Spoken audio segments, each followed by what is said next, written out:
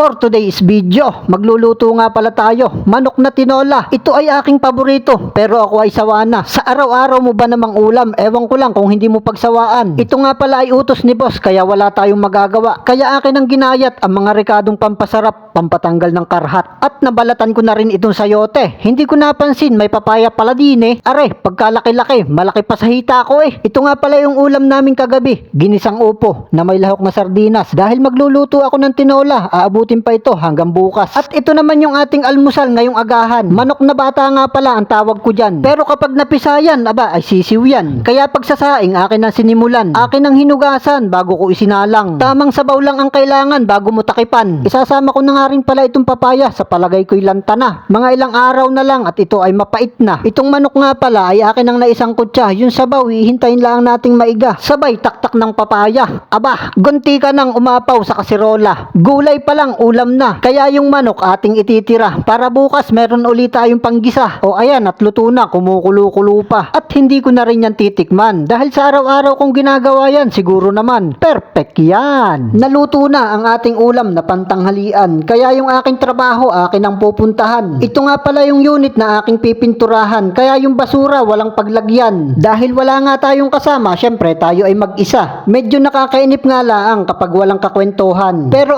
okay lang dahil ang trabaho hindi mo kailangang kainipan. Kaya kinuha ko na yung aking bihisan. Damit na pantrabaho ang ating kailangan para kahit matuluan ng pintura ay okay lang. Dahil tayo ay ready na, pwede na nating umpisahan. Ito yung ating tatapalan, no. Medyo malaki na, wala yung binaklas dito kaya tatapalan na lang natin ng plywood. Ayan, yung isa natapalan ko na. Ito. Ayan, inanuhan ko ng plywood. Tapos ito yung panlagay ko dun sa taas. Ayan o. Bali 3 butas yan. Ito, natapalan ko na yung isa. Hindi na halata o. Quality na. O, diba? Ito nga pala yung ating ginagamit dun. Para matapalan natin yung may mga butas. Ayan. Hindi harena yan ha. Skim coat yan. Ayan o.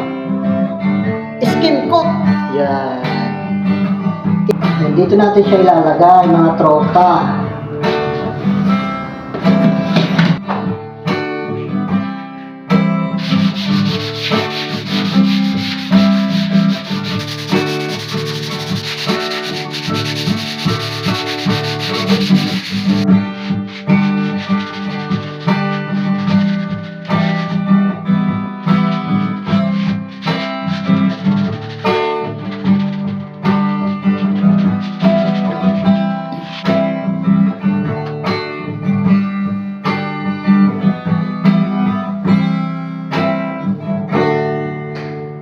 How much I love you.